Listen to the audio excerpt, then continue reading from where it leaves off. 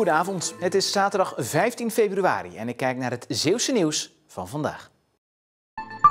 1 tot 1,5 miljard euro.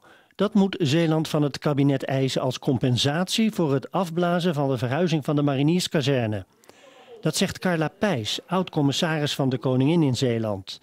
Gisteren hakte het kabinet de knoop door over de voorgenomen verhuizing naar Vlissingen. Eén is dat de marinierskazerne niet naar Vlissingen zal gaan. En het tweede is dat we onder de regie van Binnenlandse Zaken, het ministerie van Binnenlandse Zaken, een speciaal gezant aan zullen stellen die samen met Zeeland gaat kijken wat dan een gerechtvaardigd compensatiepakket zou zijn. Maar zo'n gezant stuurde je vroeger alleen maar naar onderontwikkelde gebieden, aldus Pijs. Die commissaris was toen minister Hans Hille van Defensie in 2012 met het plan kwam om de kazerne te verhuizen van Doorn naar Vlissingen. Nu dit plan in duigen valt, vindt Pijs dat Zeeland belogen en bedrogen is. Hoewel ze aangeeft dat een vergoeding op zijn plek is, is ze ook van mening dat wat voor geldbedrag dan ook de opgelopen imagoschade niet goed maakt. Busjes van TCR kunnen komende week volop rijden om kinderen naar het speciaal onderwijs te brengen. Dat verwachten curatoren van het failliete bedrijf. De verzekeringspremies van de voertuigen zijn betaald en er is ook geregeld dat er voor komende week brandstof beschikbaar is, zegt de curator. Verschillende gemeenten lieten weten dat maandag bekend wordt of de busjes van TCR komende week zullen rijden. Maar de curatoren zeggen dus vandaag al dat dat het uitgangspunt is. TCR kwam eind vorige maand in financiële problemen en werd maandag failliet verklaard. Ongeveer 1300 kinderen zijn voor het vervoer naar scholen voor speciaal onderwijs afhankelijk van TCR.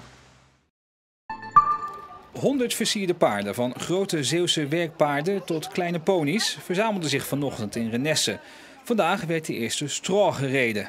Een traditie. We gaan de voeten wassen van de paarden, zodat ze weer mooi en schoon worden. Dat is een hele oude traditie al. Waarom gebeurt dat?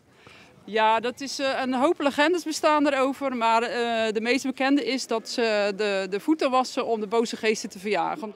Na een korte wandeling door het dorp staken de paarden de duinen over en kwamen ze op het strand terecht, waar ze werden opgewacht door honderden toeschouwers.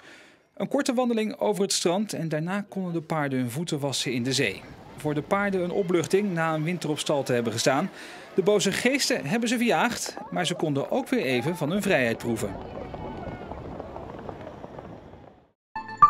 Het heeft 5 jaar van overleg geduurd, maar nu hebben de 13 Zeeuwse gemeenten elkaar gevonden. Ze gaan samenwerken op het gebied van de maatschappelijke zorg. Er is absoluut noodzaak. Die zit hem inderdaad in financiën die teruglopen, maar die zit hem er ook in dat we bestuurlijk op dit moment in heel veel overleggen zitten. Dat kost allemaal vergadertijd, dat is niet efficiënt. Sinds de zorg 5 jaar geleden een taak is geworden van de gemeente, is er sprake van één grote bestuurlijke spaghetti. Gemeenten overleggen met elkaar in 36 verschillende overlegorganen. Dat kan wel wat efficiënter, zodat ook de zorg aan inwoners verbetert. Daar willen we dat aanbieders beter met elkaar samenwerken, zodat een moeder die bijvoorbeeld een psychisch probleem heeft en een kind wat bijvoorbeeld ADHD heeft in hetzelfde gezin niet meer door 2 aanbieders bediend wordt, maar het liefst door 1 aanbieder. Alle neuzen staan dus nu dezelfde kant op. De zorg moet daardoor efficiënter en beter worden. De komende tijd worden de plannen verder uitgewerkt. Kloetingen is op bezoek in Leerdam bij LRC. Een heuse topper in de eerste klasse van het zaterdagvoetbal. Want Kloetingen is de koploper en LRC staat op 5 punten tweede. En dus een hele belangrijke wedstrijd. Dit is de beste kans uit de eerste helft. Overgekopt door Xander van der Poel.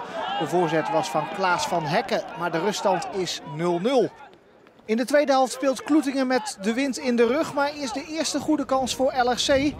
De voorzet komt bij spits Akkanat, maar die kan keeper Dylan de Kam niet passeren. Kloetingen wil natuurlijk graag de 5 punten voorsprong houden op LRC, maar als het hier vandaag wint, dan loopt het op tot 8 punten. En dan kan de champagne voor het kampioenschap al bijna open. Dit is Jeremy Hubrechtse. Bal bij de tweede paal, Lionel Fitch op de paal. En dan komt hij met een gelukje voor de voeten van Valentijn van Keulen. En dan is het zo'n 20 minuten in de tweede helft 1-0 voor Kloetingen. En dan is het zaak om die voorsprong vast te houden. Want het nieuws van de andere velden is dat concurrenten Sliedrecht en Nieuw-Lekkerland allebei achter staan. Maar LHC blijft gevaarlijk. Dit is Axel van Koordelaar met een goede schietkans. Maar gelukkig voor Kloetingen staat zijn vizier niet op scherp.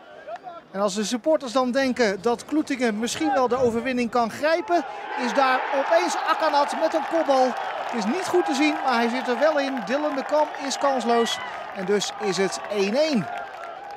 En dan in de absolute slotfase, 95ste minuut, nog een vrije trap voor de thuisploeg. En krijgt Kloetingen dan nog het deksel op de neus? Nee, de bal gaat in de muur. Nog een rebound. En dan vindt de scheidsrechter het genoeg geweest. De eindstand bij LHC Kloetingen is 1-1. Kloetingen houdt dus 5 punten voorsprong. En met deze jongeman is het ook goed afgelopen.